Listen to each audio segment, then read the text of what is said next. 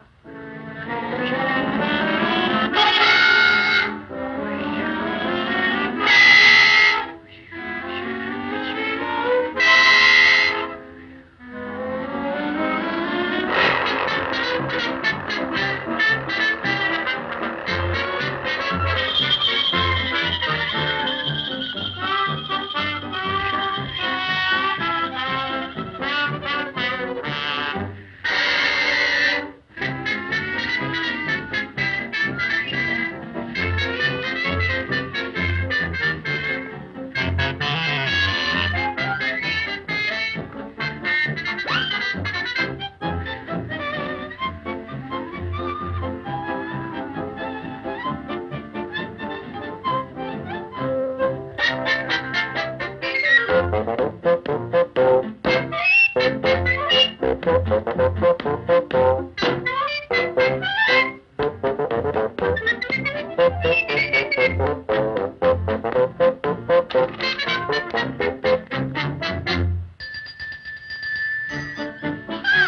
Scary. Come on in.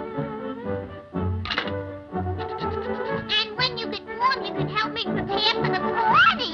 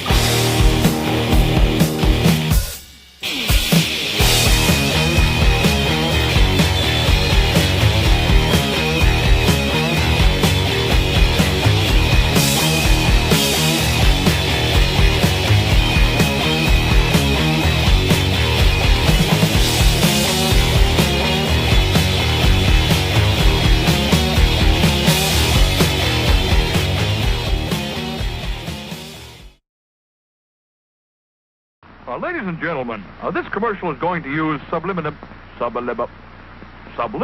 advertising. That means you will never see or hear the name of the product. Oh, it'll be there on the screen all right, but the naked eye cannot detect it. This way you sit back, relax, and enjoy me as I tell you this rather funny story. It seems that these three men decided to take a trip.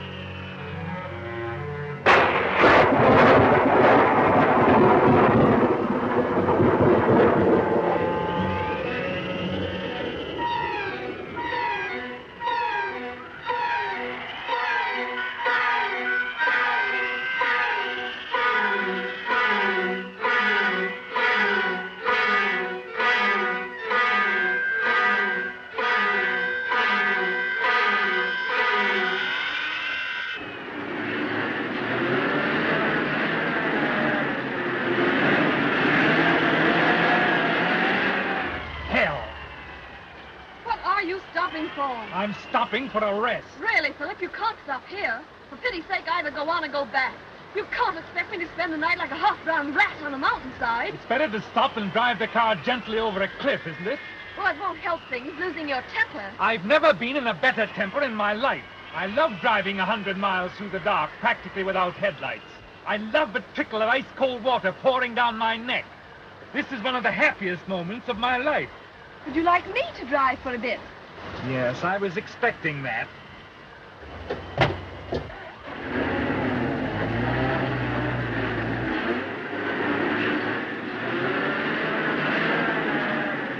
Oh, I shall be glad when we get to Shrewsbury. If we get to Shrewsbury.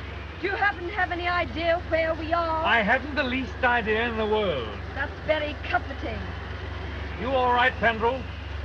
Fine. Where are we? We don't know. We've lost our way. We're somewhere in the Welsh mountains. It's 9:30, and I'm very sorry. Don't mention it. It's 10 to 1. We don't see Shrewsbury tonight. Oh, well, never mind. Oh, Mr. Waverton, what shall I do? I wanted to go to Shrewsbury, but they took me on to Crewe. As a matter of fact, taking one thing with another, I'm not particularly sure that I want to go to Shrewsbury. As far as that goes, I don't particularly want to go anywhere. Something might happen here, but nothing ever happens in Shrewsbury. Something certainly might happen here. Well, I'll tell you something that might happen. I don't want to frighten Mrs. Waverton. Go on, Mr. Pendrell. I'm not easily frightened. Aren't you? I am. Well, I was just going to say, we'll have to be a bit careful.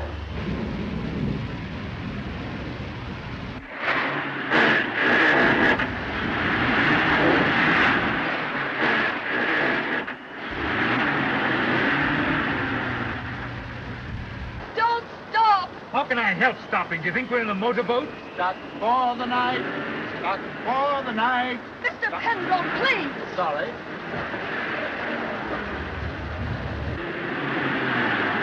Do you think we'll do it? I really don't know. Bon voyage.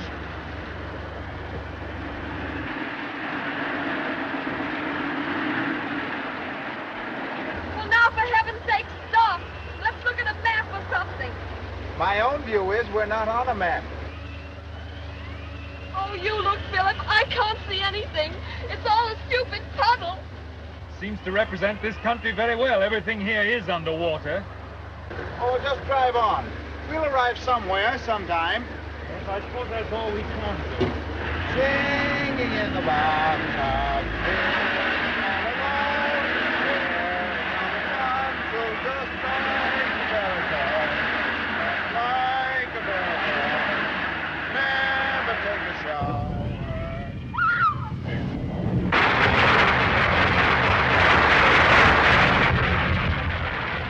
Oh, look, Phil, lights, pull in there. Probably wisest to push on. Well, I'm for staying here.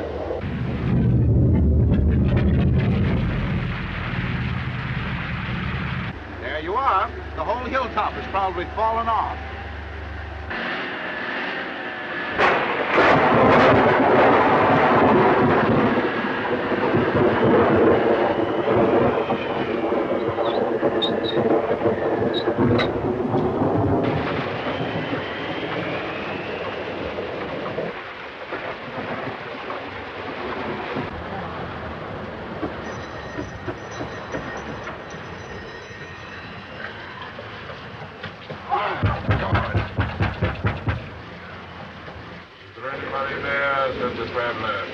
Knock again, louder. I should have thought that was loud enough to wake the dead. That's an idea. What is? Wouldn't it be dramatic? Supposing the people inside were dead, all stretched out with the lights quietly burning about them. I'm sure it would be very amusing. I'm sure I could do with a drink. If people have to be soaked, they should be soaked inside, not out. Listen. What is it? Well, I heard something.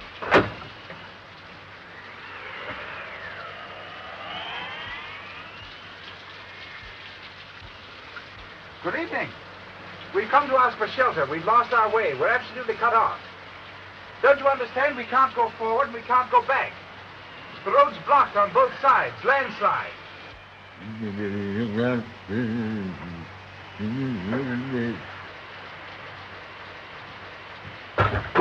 Even Welsh ought not to sound like that.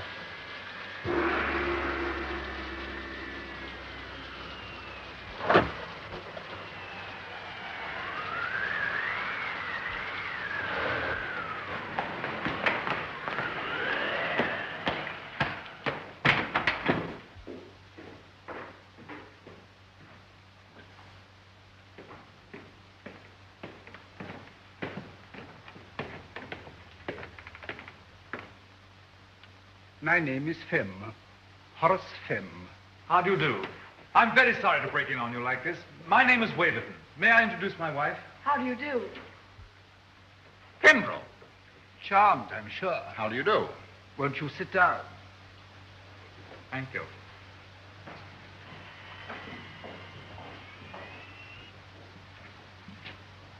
My sister was on the point of arranging these flowers.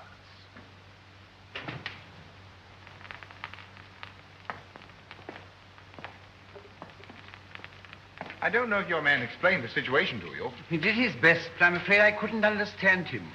You see, Morgan is dumb. Oh, I see. Of course, I didn't realize. We saw your lights and wondered if you'd be kind enough to give us shelter for the night. You see, it's quite impossible to go on. I see. How awkward. How very awkward. What is it? What do they want? Allow me to introduce my sister, Miss Rebecca Fem. How do you do? What are they doing here? What do they want? How do How do you do? What do they say? What do they want? What are they doing here? What's all the fuss about? What? You must excuse my sister. She's a little deaf. In fact, sometimes quite deaf. They want to know if they can stay here for the night. Shelter. They've been caught in the storm. Of course they can't stay. We can't have them here. But we only got But minutes it's to pouring get down to in torrents. Go on. You see, there's a landslide. Half the mountain seems to be crumbling. It only just missed us. The road's blocked behind us, and I'm pretty sure it's blocked in front as well. We hate to intrude, but what else can we do? You see, there isn't anywhere else we can go. Even the road below is underwater, and for that matter, this place itself may be underwater pretty soon, or even buried. What's the matter? Did you hear what he said? There's a landslide and floods. The lake has burst its banks. We're trapped. We're trapped. We've got to go. You hear? We've got to go. You're afraid, Horace. You're afraid, aren't you? You don't believe in God, and yet you're afraid to die. You've seen his anger in the sky and you've heard him in the night. And you're afraid. Afraid. Where's your mocking now? You might well be afraid. Your time will come. But it hasn't come yet. This house is safe. I know it better than you. Morgan!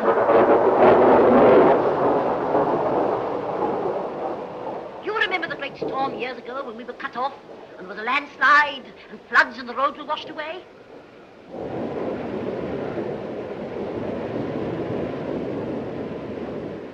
Morgan remembers. He means his house is safe because it's built on rock.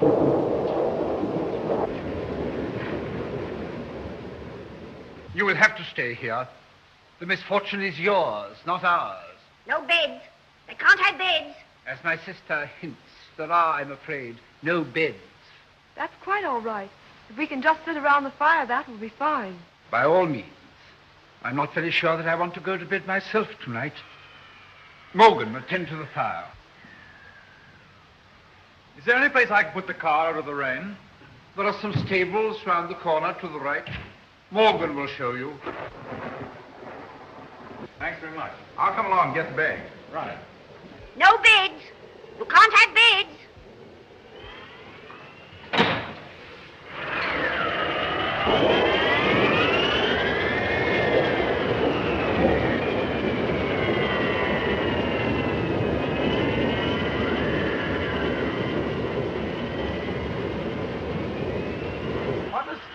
We're well out of it. Well, I hope you're right, though. This house gives me the creeps, not to mention its inmate. Well, it's better than driving along roads that aren't there. At least there's a roof and a fire here.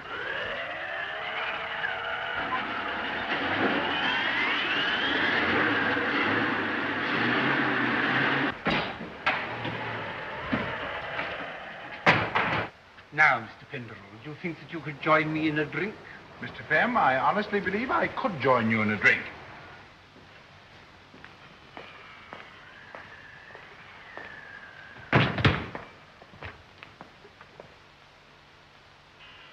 It's only gin, you know. Only gin. I like gin. Mrs. Waverton? Thanks very much. Mr. Penderell, I will give you a toast that you will not appreciate, being young. I give you illusion. Illusion? Huh. I'm precisely the right age for that toast, Mr. Fem. Oh, I presume you are one of the gentlemen slightly, shall we say, battered by the war. Correct, Mr. Fem.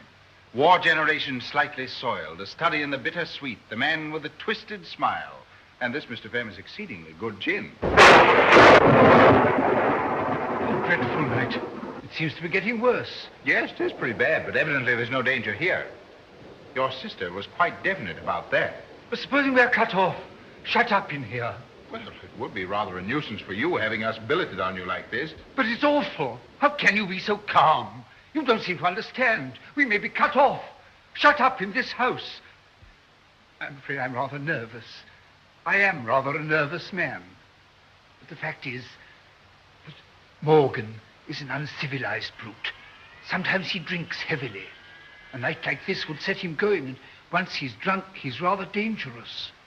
I don't wish to alarm you, Mrs. Waverton, but I don't quite know what we should do. Well, I know what I'm going to do. That is, if Miss Fem will let me. What? I'm dreadfully wet, and I would be so glad if I could go and change my clothes. What? I wondered if I might change my things. You look wet. You better go and change your things. Oh, thank you. A good idea. Is there a bedroom or something?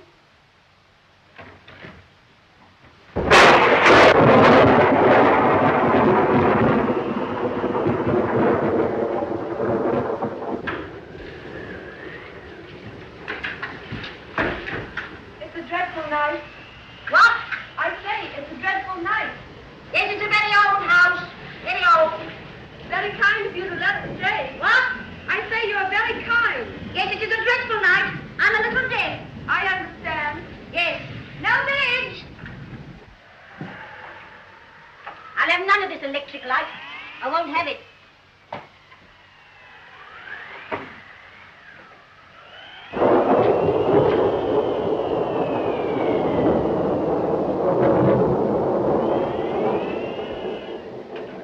Thanks very much. I can manage quite well now. My sister Rachel had this room once. She died when she was 21. She was a wicked one, handsome and wild as a hawk. All the young men used to follow her about. with her red lips and her big eyes and her white neck. But that didn't save her. She fell off her horse, hunting, hurt her spine. On this bed she lay, month after month. Many the time I've sat here listening to her screaming. How dreadful. She used to cry out to me to kill her, but I'd tell her to turn to the Lord. But she didn't. She was godless to the last. Well, I'd better change my wet things. They were all godless here. They used to bring their women here, brazen, lolling creatures in silks and satins. They filled the house with laughter and sin, laughter and sin. And if I ever went down among them, my own father and brothers, they would tell me to go away and pray. They wouldn't tell Rachel to go away and pray. And I prayed and left them with their lustful red and white women. My father's still alive. He's upstairs. He's very old. Oh, is he? He's 102. That's very old, isn't it? He's a wicked, blasphemous old man.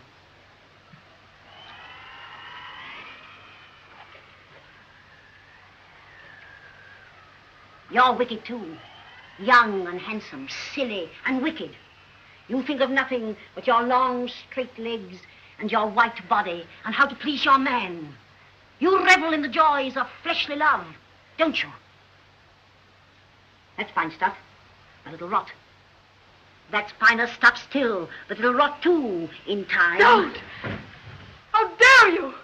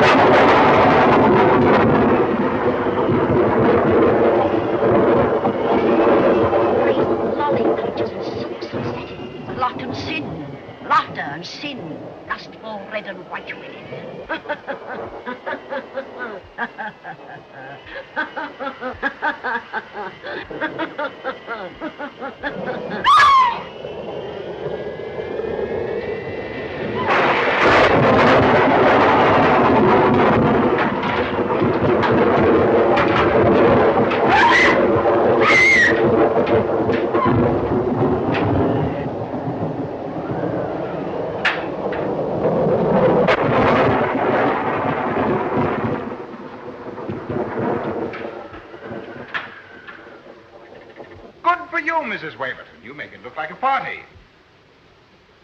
Thank you. You must have thought I was a long time. Matter of fact, I thought you were quicker than usual. Oh, I just thought I'd been rather long. Supper!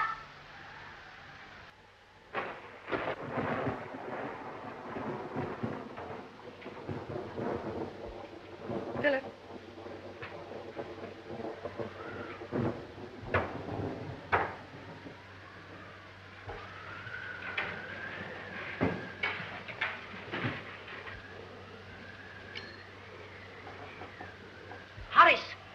What are you doing? We aren't all heathens. Oh, I had forgotten my sister's strange tribal habits. The beef will seem less tough when she has invoked a blessing upon it. Horace Fem, if I can't hear, I can see. You're blaspheming. On the contrary, my dear Rebecca, I was merely telling your wondering guests that you were about to thank your gods for their bounty. That'll do. I know your mocking, lying tongue. To thank them for the health and prosperity and happiness granted to this family, for its years of peace and plenty. To thank them for having created Rebecca Fem and Roderick Fem and so... Stop!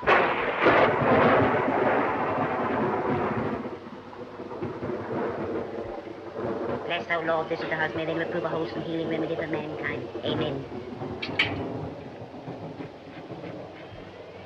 Have a potato.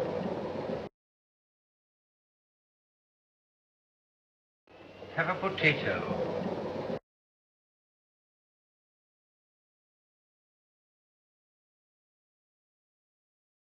Have a potato.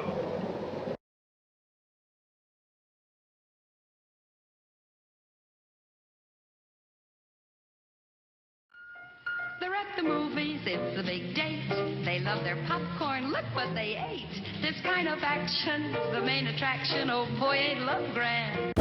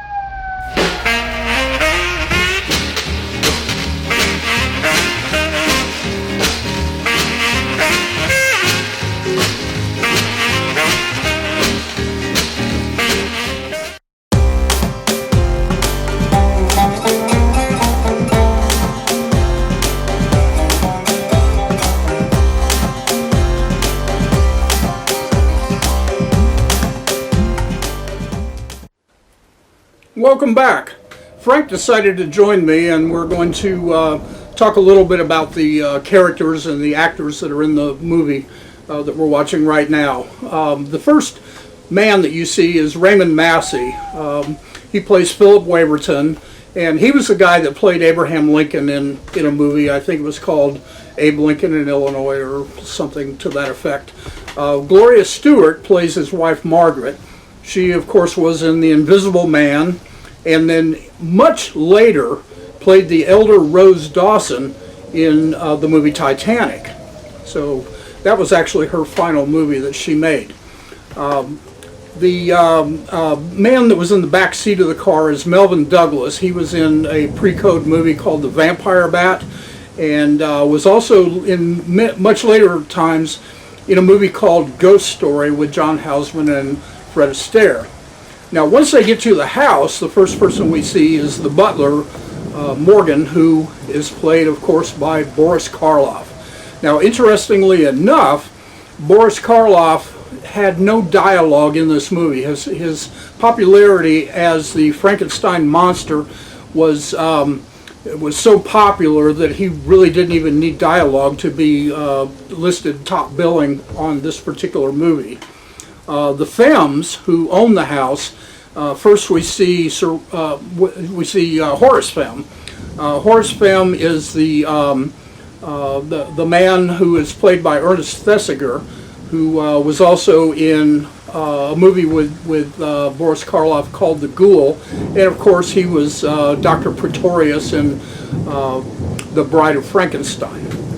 So his sister, Rebecca Femme, is played by Eva Moore, who did a lot of character acting on stage and had probably 24 films. Later on, we see, coming in the door, we see Charles Laughton, who plays Sir William Porterhouse. And he was in, he's the guy that played Quasimodo, not the original with Lon Chaney, but, you know, several years later.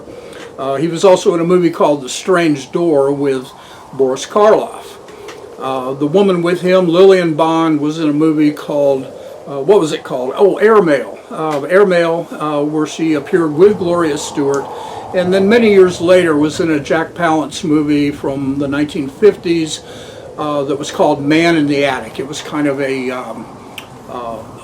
like a Jack the Ripper type film. Remember that one? You don't remember? It's a good movie. It really is. Okay. Well, anyway, visit the snack bar, and we'll be back soon.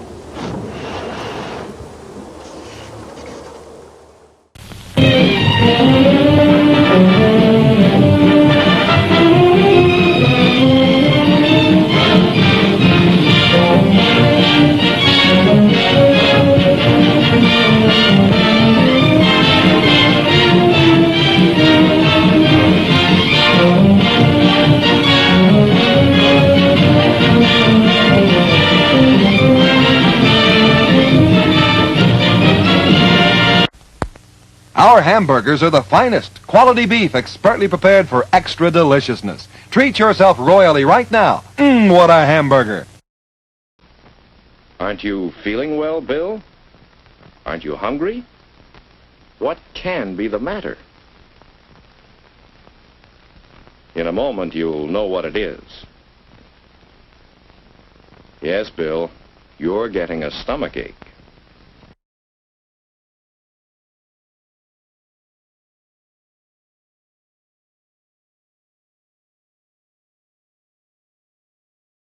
Thank you.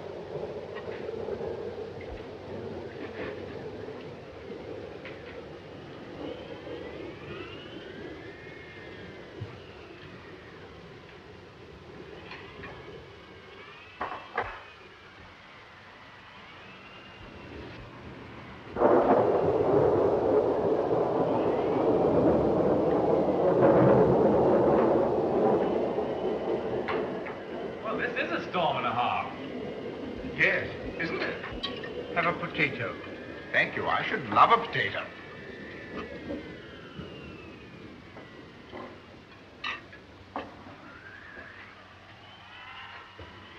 Vinegar, Miss Femme?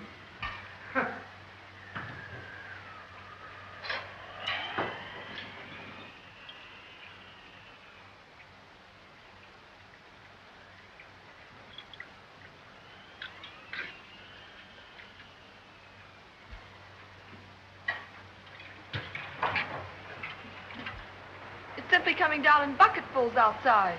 Thank you, Mrs. Waverton. That's the phrase I've been searching for all evening. No pickled onions, thank you.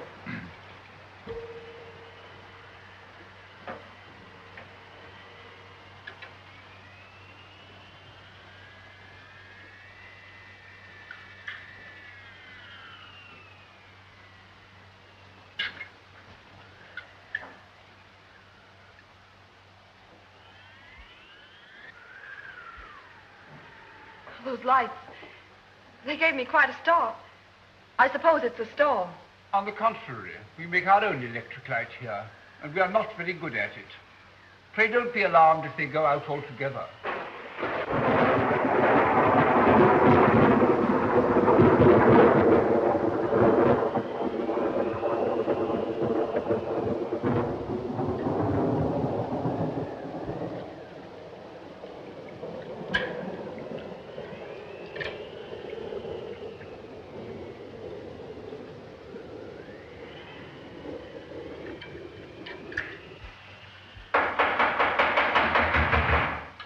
There's someone outside.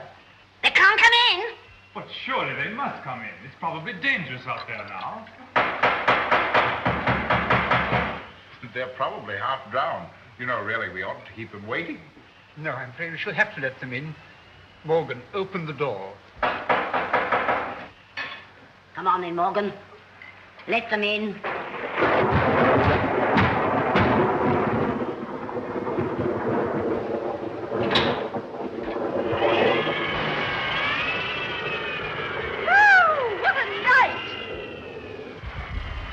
I thought you were never going to open that door. Why? There must have been a reservoir bust or something. Anyhow, before we knew where we were, something had fallen down and smashed the car in. It's a wonder it didn't smash us.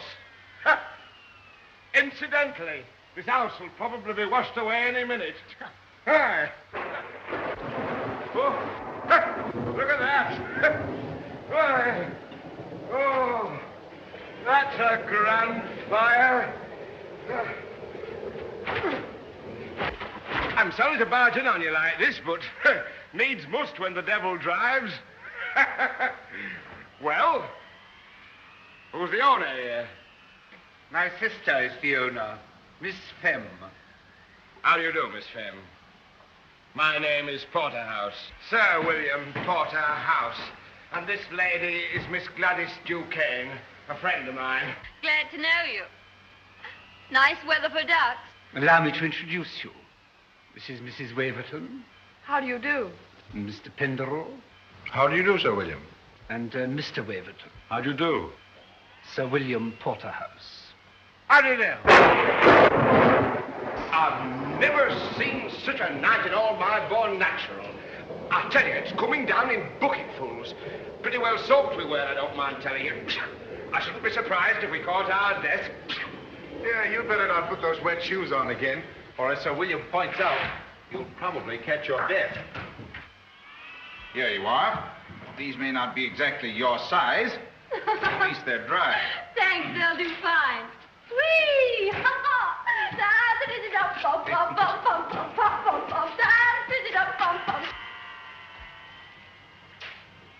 Are you from the opera, Mr. Marjorie Bay? Come and have something to eat. Oh, now you're talking. Morgan, bring up some chairs. Oh, roast beef. There's nothing like roast beef when a man's hungry. Oh, the roast beef of old England. How does that go?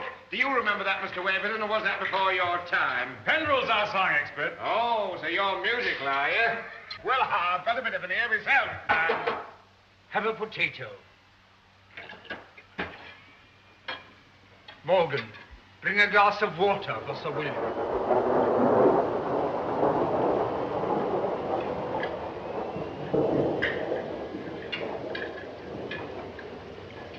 Oh, thanks very much.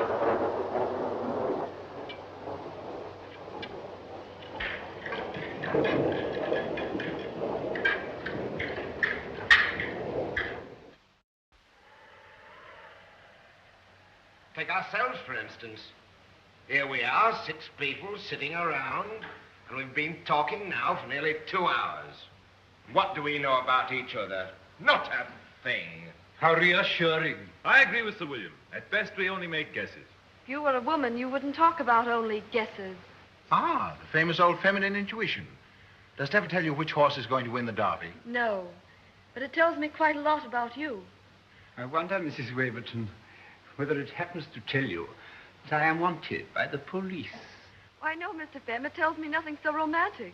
After all, can you conceive of anybody living in a house like this if they didn't have to? Well, there's no accounting for tastes, you know.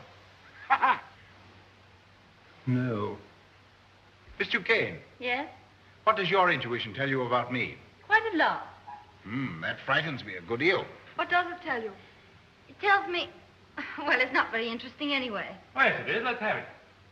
Well, it sounds silly, but I think he doesn't quite fit into these times. You know, factories and cheap advertising and money grubbing and... Well, what I mean is, Bill here's all right with these things, but they make Mr. Pendrell a kind of fish out of water. You should be flattered, Mr. Pendrell. No, I'm not flattered. You see, I've not much sympathy with fish out of water, although I happen to be one myself. My trouble is, I don't think enough things are worthwhile. Now, Sir William here would put tremendous energy into anything to make even a few pounds. Now, I don't think it's worth it. No doubt you think I'm very fat-headed, my young friend, but maybe I can see through things a bit further than you suppose. That was a very fine speech of yours, but I know, as well as everybody else here, that you're really only getting at me. But honestly, I wasn't doing anything of the kind. I envy you. I admire you. Oh, yes, you envy me, all right, but you don't admire me. Well, I don't admire myself so much. I know that money-making isn't everything, but let me tell you something. I'm a young man, see? Married to a Manchester girl, pretty as paint. The only thing in the world I care about. Well, she dies. It's this way. My directors give a party. They ask us. Red letter day for us, I can tell you. I buy me first dress suit, and Lucy has a new frock. A cotton frock. It seems that Lucy didn't go too well at that party, especially with the women. They snubbed her. Nothing definite, you know. Just didn't think the cotton frock was good enough. Well, Lucy worries about it. Gets it into her head that she's going to hold me back. Well, you may not believe it, but I know that's what killed her.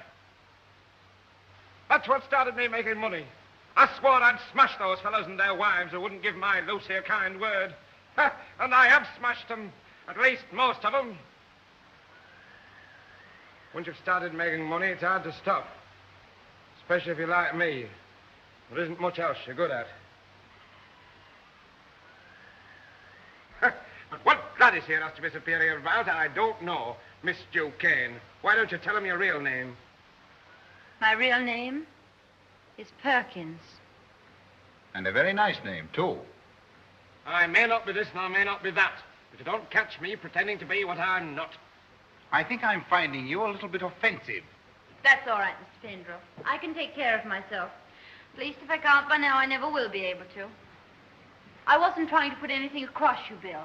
I don't pretend to be what I'm not either. I'm not as dumb as that. These people here know a chorus girl when they see one. And incidentally, not a very good chorus girl at that. If I were better at my job, I probably wouldn't be weekending with you. No, I take that back. I probably would. You're nice enough. We get on, but...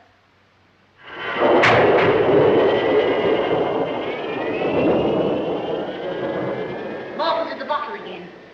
I knew he'd begin again tonight. Where'd he get it from? He didn't get it from me. Can't you stop him? He's in the kitchen now, drunk. Quite drunk. Oh, it's Morgan. Is he the fellow that waited on us at table? Yes. Morgan is the butler. Looks to me as if he could do with a shave. Oh, hello. Hello. Well, have you come over to help me gaze upon the wrath of God? No. I came to say thank you for trying to take my part just now. Charmed, I'm sure, Mr. Kent. Perkins to you. Nice Perkins. I say, I'd mortgage the old homestead for a drink. So would I. And we'll have one. I've got some whiskey in the car. I've forgotten all about it. You stay here and I'll go and get it. No, I'll come with you.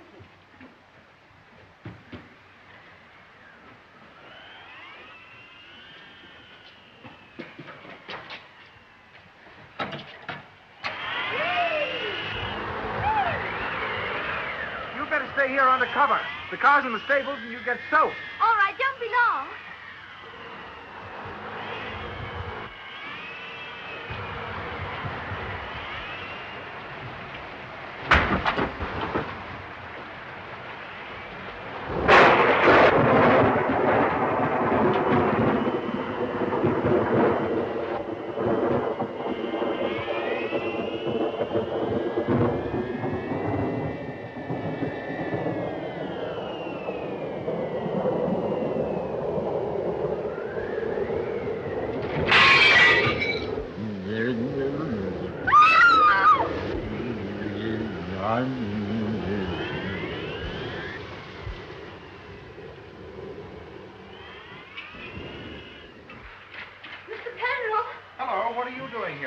Coming.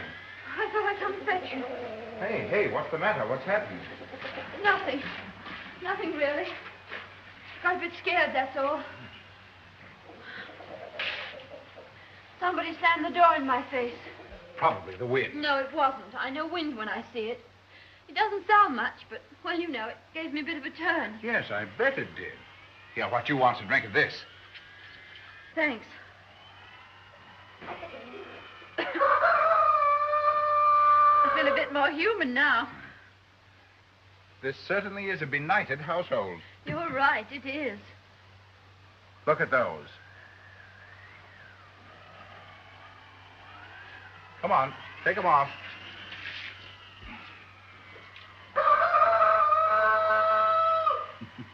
I seem to spend most of the evening changing your shoes. You ought to be a nursery maid. Yes, except that the best nursery maids don't drink whiskey out of the bottle. Oh.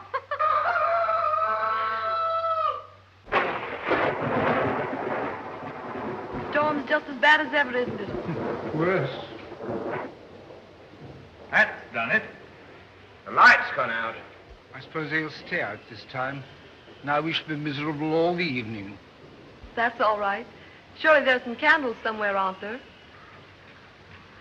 Can I do anything about the lights, Miss Fenn? No. Nobody understands our lights except Morgan. And as an electrician, Morgan is temporarily disqualified. You haven't got a lamp by any chance, have you? No, we haven't got a lamp. What did they say? Nothing. Nothing important. No, not important. As haven't I heard that time? They want a lamp. Give them the large one. There's oil in it. We used it the last time the lights went wrong. Go on, Horace. You know the one. I don't remember where it is. Suppose you get it, Rebecca. It's too big for me. If you don't know what it is, I'll tell you. You know as well as I do. It's on the top landing on the little table. Do you know where the top landing is, Horace? At least you might believe there is a top landing, although you do believe in so little. It's up there, Horace. Up there. Next the roof. Yes, of course, I remember. But I think it's a little too heavy for me. I don't think I could carry it down all those stairs. Why don't you say what you mean, Horace? You mean you're afraid to go up there alone? You go with him.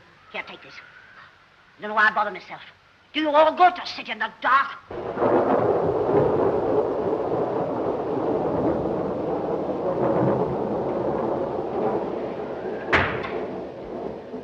We'd better go up, hadn't we? Yes, I suppose we had. We won't be long. That's all right. Mrs. Waverton will see that I don't get nervy. You better lead the way.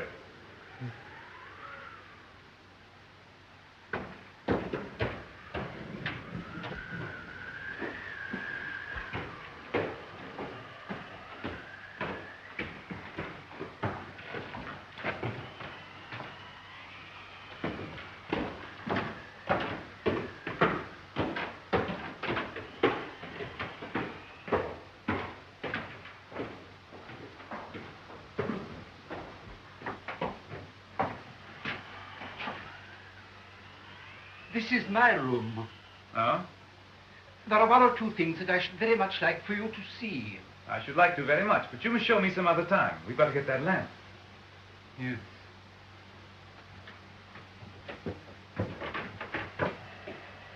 Listen, why should we bother about the lamp? Let us wait here for a few minutes and then go back and say that we couldn't find it, or that it's broken. I can't see the point. Yes, but why should we trouble about the lamp if we don't want to?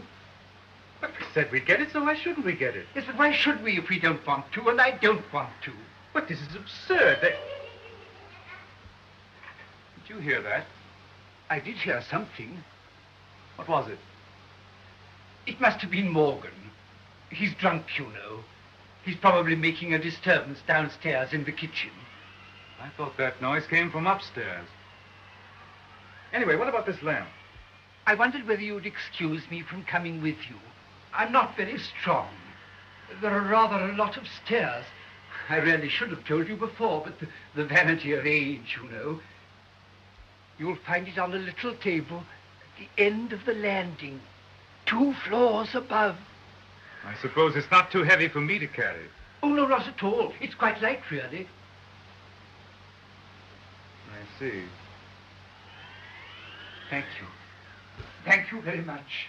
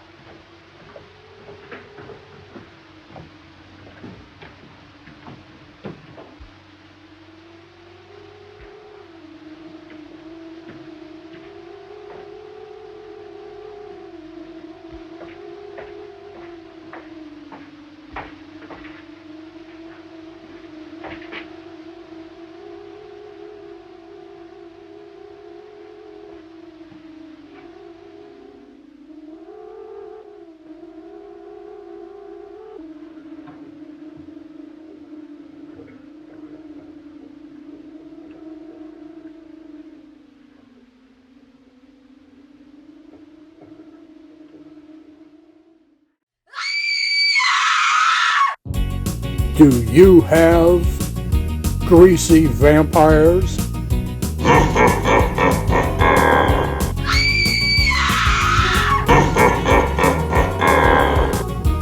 Then you need Dusk Till Dawn. Dusk Till Dawn and no more greasy vampires.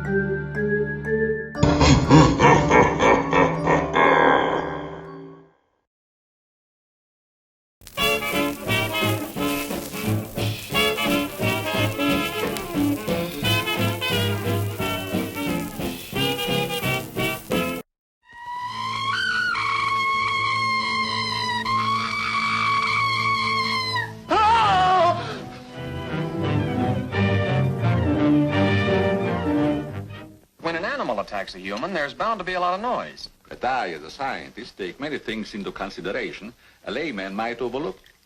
Ever smelled anything like this before? Found it in Don Morton's bathroom. Well, yes. That's the same stuff that's been on every one of the Devil Bat's victims. All 4 of the murdered people had this lotion on them when the devil bat struck. Layton, I'm afraid all these murders have affected your mind. Now, my plan is to sit in the garden, and when the killer makes one of those power dives, I'll blast him.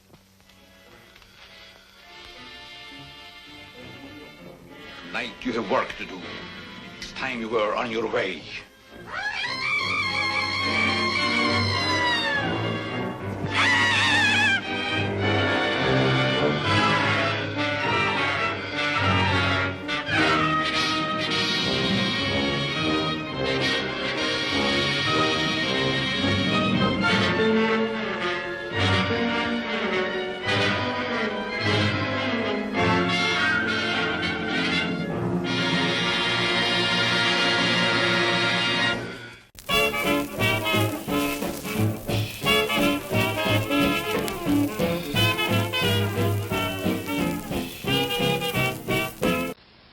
And now, on with the show. You opened it, didn't you? Well, now you can go and shut it. Go on, shut it. I can't. Go and shut what? The rain's pouring and the flood's rising. The room will be drenched if you don't come quickly. She means the window in her room. I'm afraid I opened it. Go on. You opened it. You can shut it. That's all right, Miss Firma. I'll come and shut it.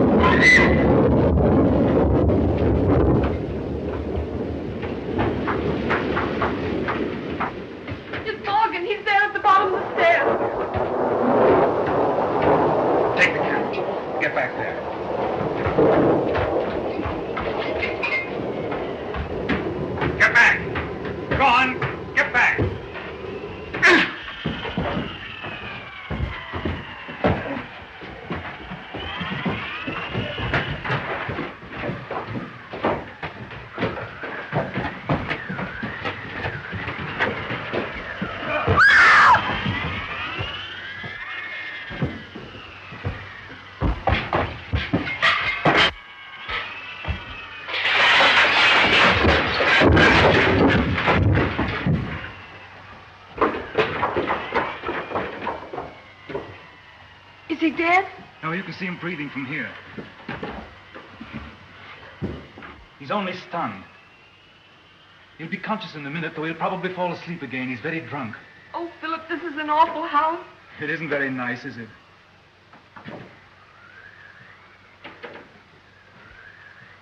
Listen, Margaret. Something happened upstairs just now. Oh, Philip, not something else horrible. No, this was nothing horrible. It was a voice calling from behind a door. tiny voice, rather like a child's. I think I ought to go and see what it is. You'll have to come with me. I'm not going to leave you alone again. He'll be all right. Take my hand, darling.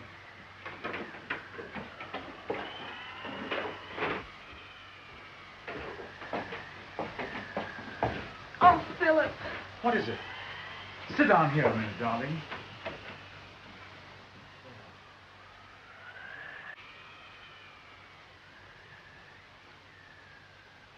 Thanks. Well, what happened then? Well, then the war ended. What about the girl? Oh, the girl I left behind me? The girl you were in love with. Why, she got married, Gladys. What a beast. No, on the contrary, a lady of rather good judgment. But now let's talk about you for a bit. I know what you're going to say. You're going to ask me about Bill Porterhouse. Clever, Miss Perkins. I don't mind telling you. I'd rather like to. Bill's all right, really. Of course, I don't love him. And of course, he gives me money. Oh, not very much. Just enough to keep me going. You probably won't believe me, but Bill he doesn't expect anything. Do you know what I mean by anything? Yes, I know what you mean by anything. He likes people to think he's ever so gay.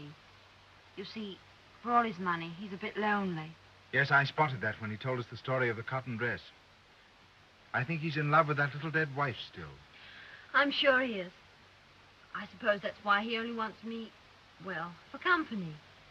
He likes to sit on my bed at night and boast to me about the things he's done during the day. Well, that's harmless enough. Mind you, I'm not pretending to be any better than I am. You're a nice creature, aren't you? I like you. Awfully. And I you. What are you thinking of? You may not be very pleased. Risk it. I was thinking I'd like to pretend that I was your lover. And that you were mine, Gladys, body and soul. I'd like to take you in my arms and hold you and press you to me very gently, very tight. I'd like it, too. Would you, Gladys Perkins? Why, then, let's pretend.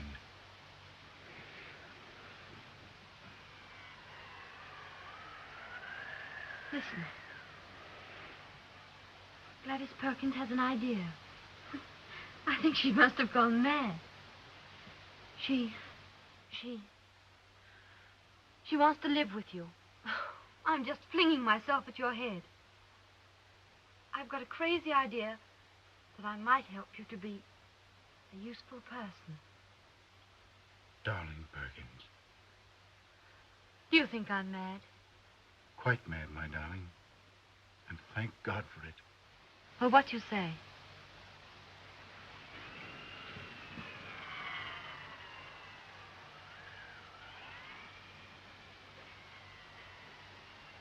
That's what I say, Perkins, darling. But I've got a better idea than yours. An improvement on it. What is it? Well, it's just this. No, I won't tell you here. There's magic here. I'll tell you later on in the house, perhaps even in the cold light of morning. Tell me now. Come on, let's go back to the house. No. No, let's stay here. You're cold. No. It's just the idea of going back to that house that made me shiver. I've got a funny feeling something dreadful might happen to us if we go back to that house. Perkins, you've my strong right arm, haven't you? All right. Come on. No, you can't put on those wet shoes. I'm going to try to carry you. I'm a devil of a weight. Well, if you're too heavy for me, I shall drop you in the mud and go on alone.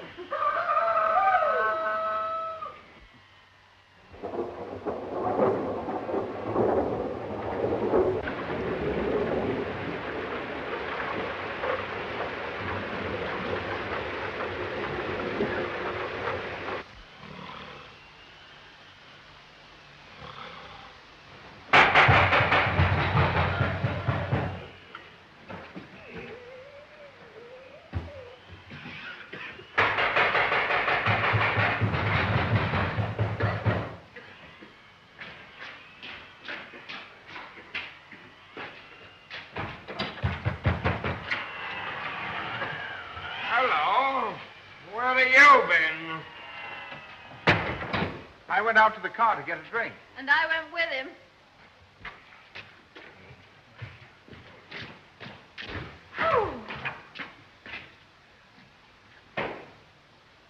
She got her feet wet. Oh, she got her feet wet. Yes, she got her feet wet. Well, what the devil's been happening here? I don't know what the devil's been happening here or anywhere else. I don't know what's been happening anywhere. I went into the old girl's room to close a window and came back and found this. Well, where are all the others? I don't know, no more than you. Mr. Waverton went upstairs with Thingamytight to fetch a lamp. I suppose his wife joined him. I've been asleep. So you got your feet wet? Yes, Bill. And that wasn't all. Yes, I didn't suppose it was. I don't quite know how you'll take this, but... Well, I've got to get it off my chest. Come on, let's have it. I've fallen in love, Bill. Oh, you have you? With him? Yes, with him. Darned fool. Probably. But we don't choose these things. Has he got any money? Not a penny. But you're going off with him? Yes, Bill. Are you angry? I think you're a lunatic. But I'm not angry. He took it pretty well, didn't he, Perkins? I told you. Bill's all right. He is indeed. Wonder where the others can be. Listen, Bill, she hasn't told you everything. Hasn't she? Why not? Because she doesn't know everything herself. We're going to be married. Oh, are you? At least if she'll have me. I'm going to ask her tomorrow, in the cold light of morning. Will you come to the wedding? I think you're off your head. Do you? No, I don't. I think it's probably the best day's work you've ever done in your life. Ah, Bill. Bill! Who told you you could call me Bill? Well, you try and stop me. Now, look here, come and make yourself useful and put this table on its feet. That's no way to treat roast beef. Miss Perkins, tend the roast beef. Tend it yourself.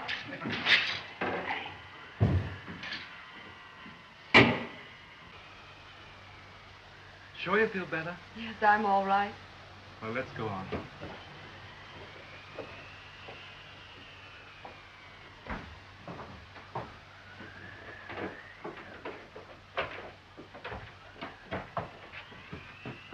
This is the door.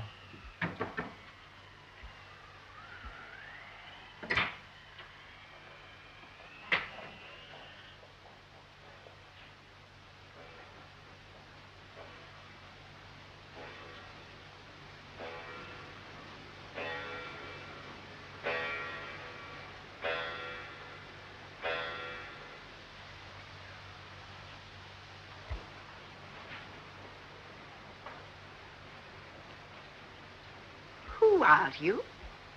I'm Mrs. Waverton. This is my husband. Are you Sir Roderick Fenn? We came in because we thought we heard you calling. Can we get you anything?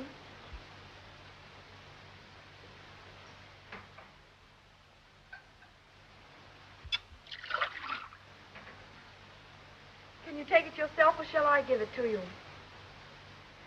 I can take it myself. Thank you.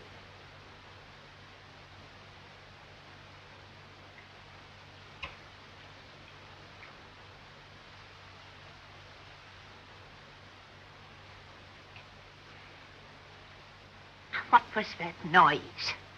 Was it Morgan? Yes. Morgan is a savage. I must apologize. But we have to keep him here. You shouldn't have come here.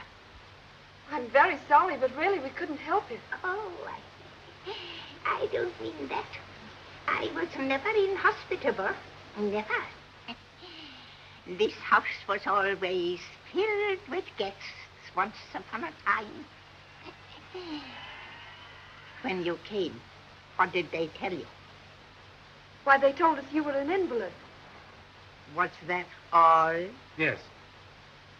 You've seen my son Horace and his sister Rebecca?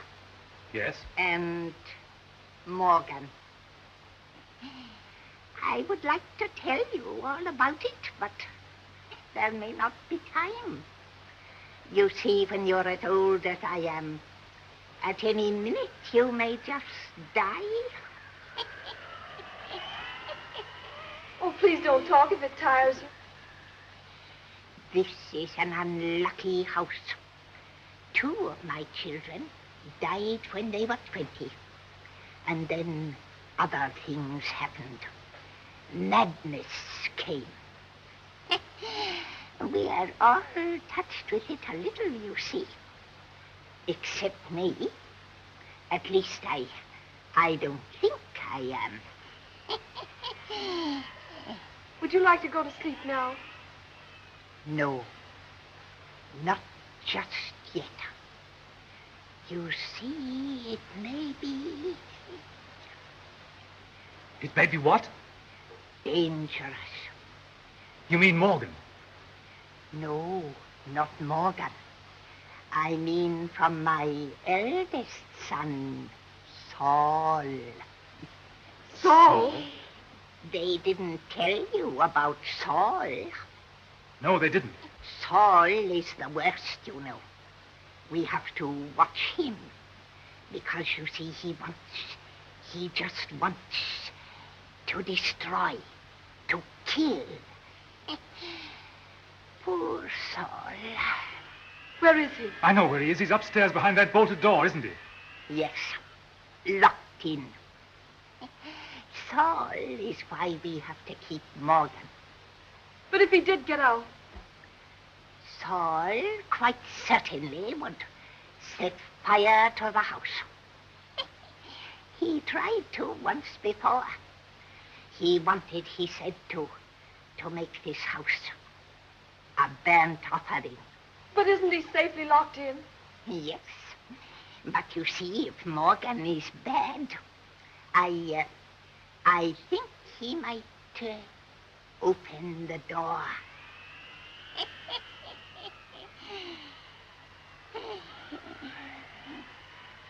Philip, wonder if he's come too. Wait here. I'll go down and look at him.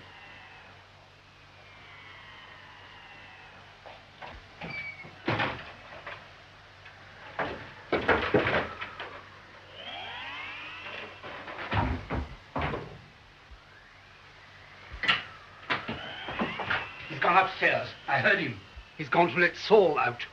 Wait for him downstairs and kill him.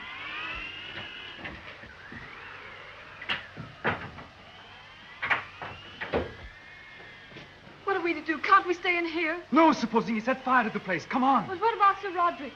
We must lock the door. Sir Roderick, I'm going to lock you in. He's asleep.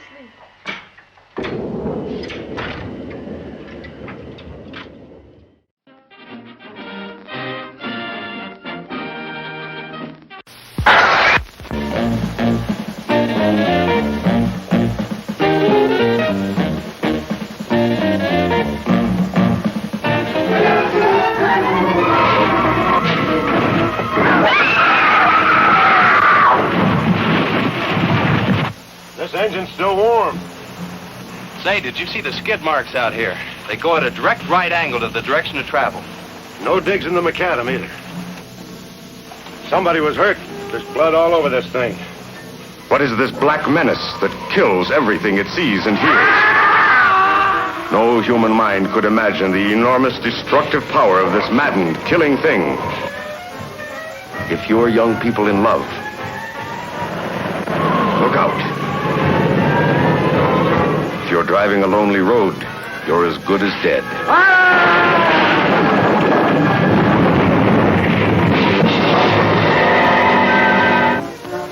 There's been a lot of livestock missing lately.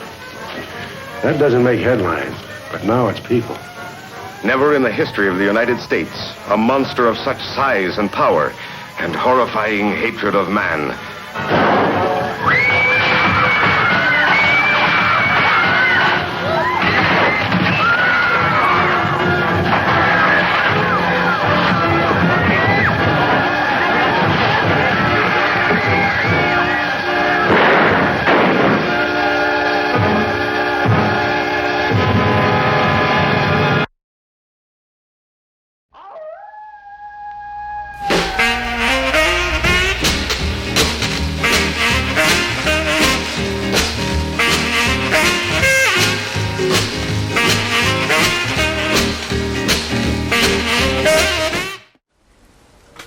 welcome back. I was just catching up on the latest issue of Good Housecreeping magazine. It's a lot of fun.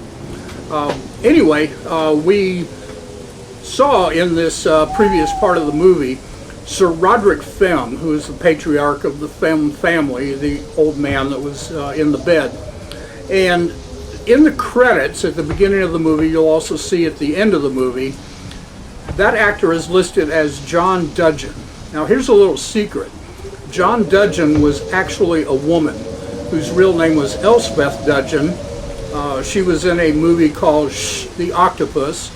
A clip from that is actually being used in the opening for the Haunted Dungeon show, and I can show it to you right here.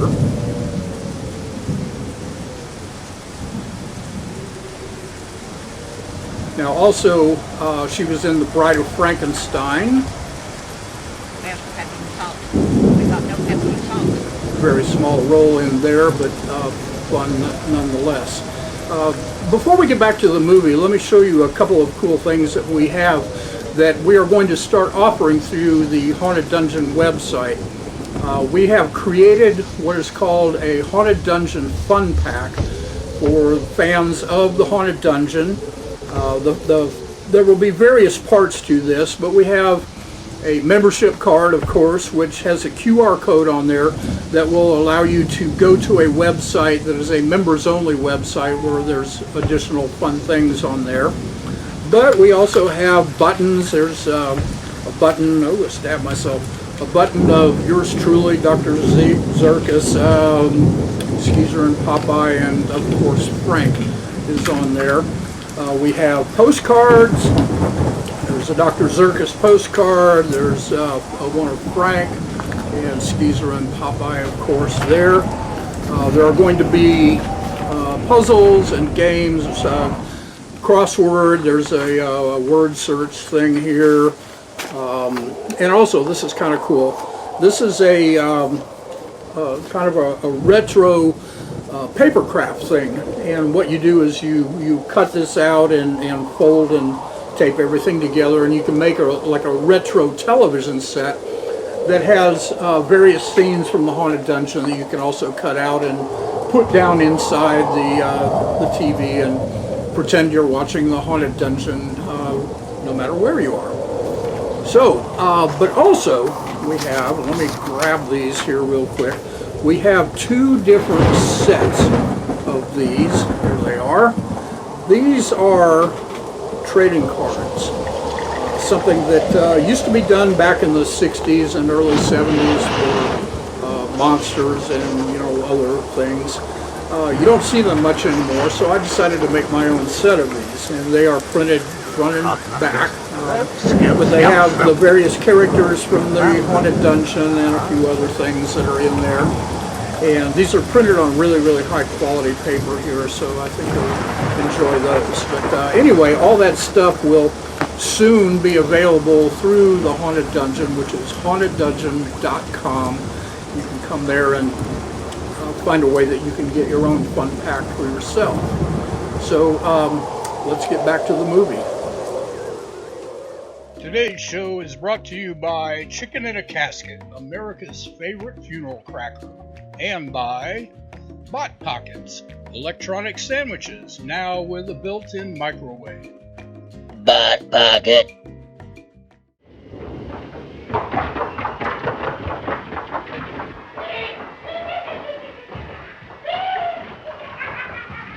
What is it? Listen, there's a madman upstairs. Morgan's let him out and he's dangerous.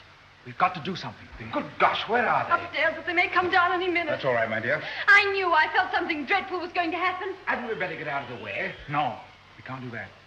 He might set fire to the place. He's tried it once before. Well, let him. Let the rotten old place burn. I wish it would. That's all right, but what about the payments? What is it? Your brother's out of his room. What? Saul? Look.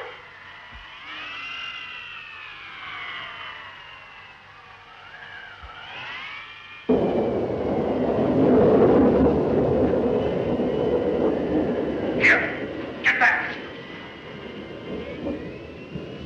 Take him back, Morgan. You hear me? Take him back.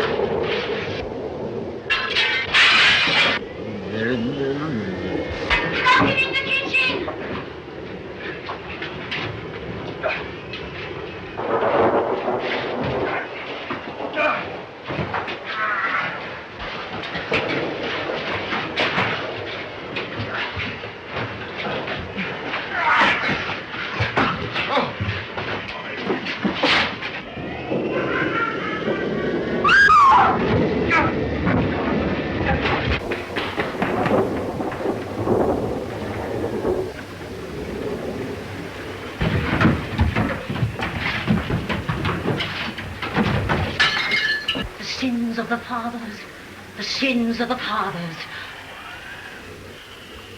Come on, you. Hurry to my room. No, I'm going to stay here. Then stay there.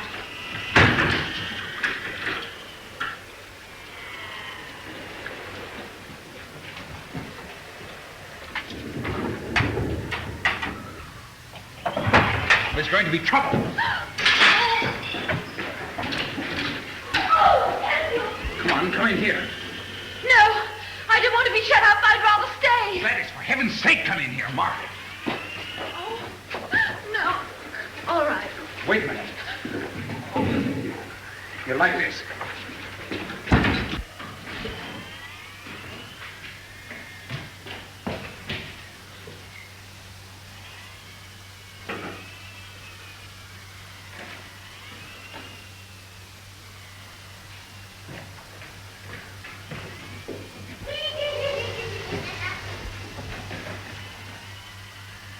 Oh, I love him so. I just love him.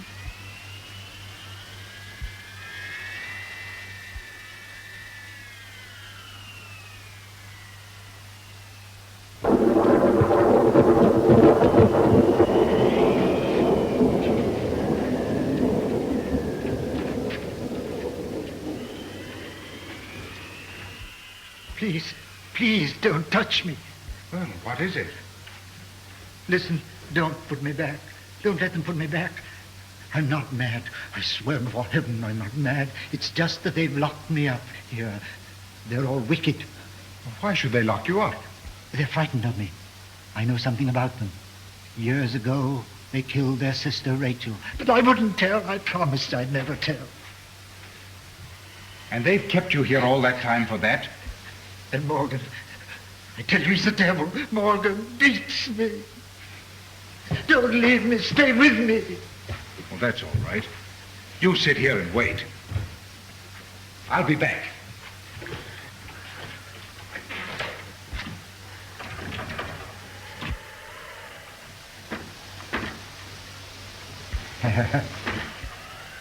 The door's locked. Miss Finn must have locked it. It's locked, is it? Yes, it is. I'm glad. Then you can't leave me. Listen, we've got to help the others with Morgan. Isn't there some way of getting through? No, no way. But there must be a back entrance into the house. Stop! I want to tell you a story.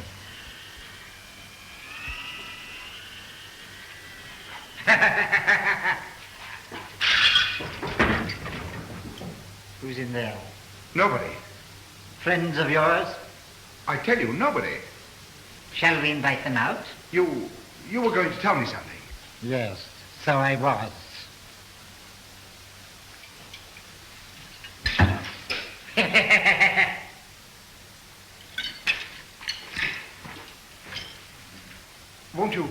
Won't you tell me that story? Yes. Shall we sit down? Yes. Let's.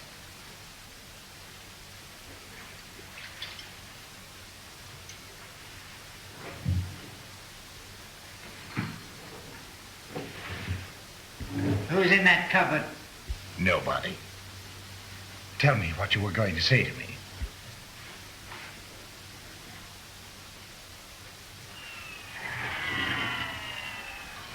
Are you interested in flame? Why, yes, I am, rather. I've made a study of flame. Have you? Well, that must be very interesting. I know things about flames that nobody else in the world knows. Well, won't you tell me? I'd like very much to know. Why should I tell you? You wouldn't tell me who is in that cupboard? But I did tell you. Besides, you know it. It isn't fair to make me curious and then just not say anything. You'd like me to tell you all about fire, would you? Yes, I wish you would. Well, then, first of all, I've learned that flames are really knives. They're cold, my friend. Sharp and cold as snow. They burn like ice.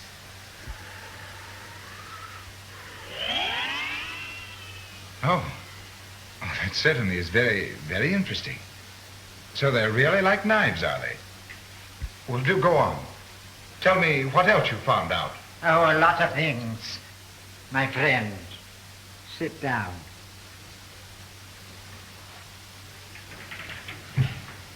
So you thought you could cheat me, did you? You thought you could leave me sitting here and I wouldn't notice. But you see, I am a clever man also. That is why we understand one another. That is why you understood so quickly that I wanted to kill you. We understand each other so well, don't we, my friend? Yes. Yes, indeed we do. From the start, somehow, I liked you, and I thought you liked me. Like you? My friend, I love you.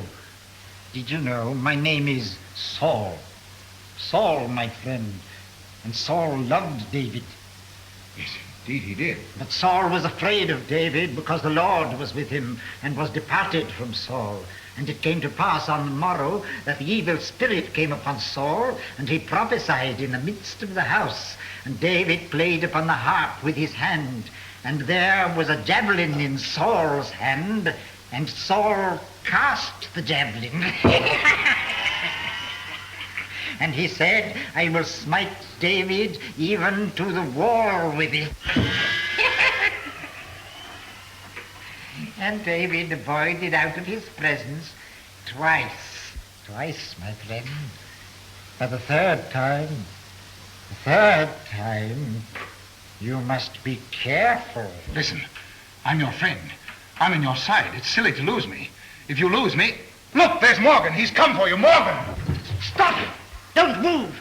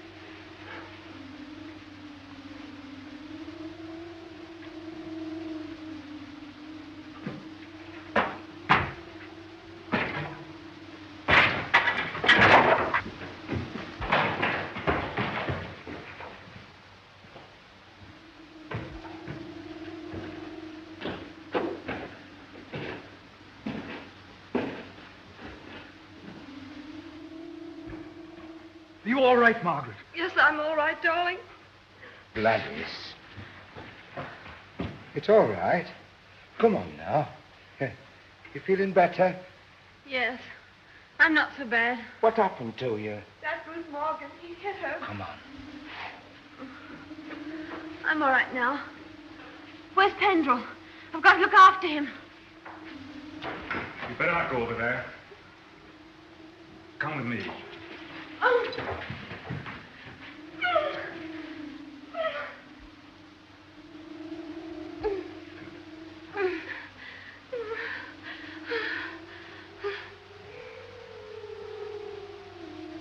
He's alive! What?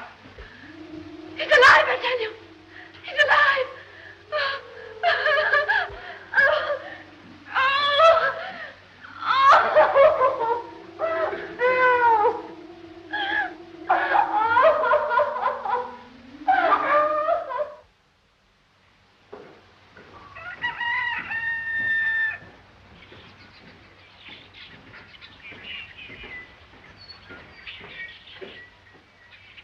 Good morning. Good morning. Good morning, Mr. Waverton. Good morning. The floods have subsided considerably. Thank heaven for that. I think it will be possible for you to send for an ambulance now. You mean we can go? Yes, I'm sure we can go now. Come on, darling. You're going to stay here with Gladys, aren't you? I am. Don't be long. We won't. We'll be as quick as we can.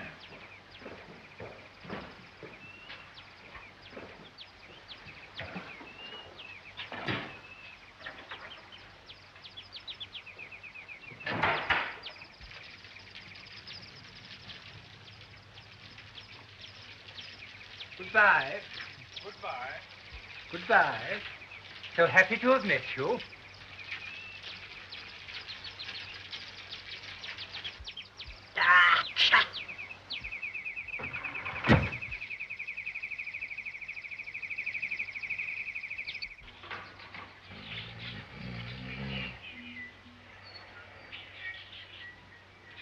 So I'm really dead and gone to heaven. No, it's morning, and we've only just their tail behind.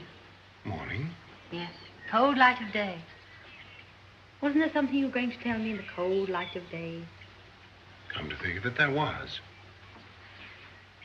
Perkins, will you marry me?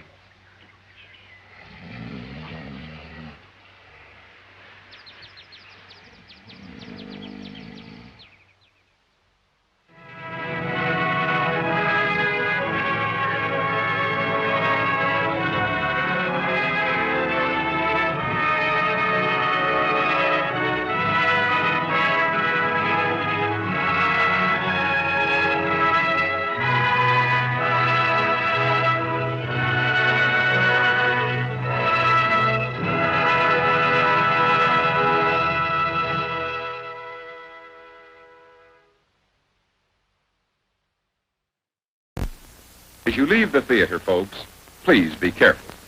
Don't let this happen to your car. Be sure to remove the speaker before you leave. If you should accidentally pull a speaker loose, please turn it in at our snack bar or box office. Thanks.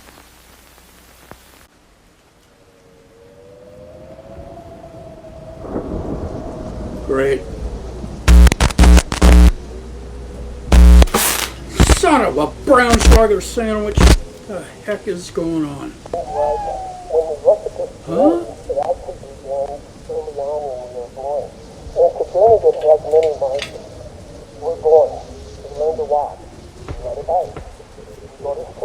I have no idea, people. Well, cheers and fingers, kiddies. See you next time.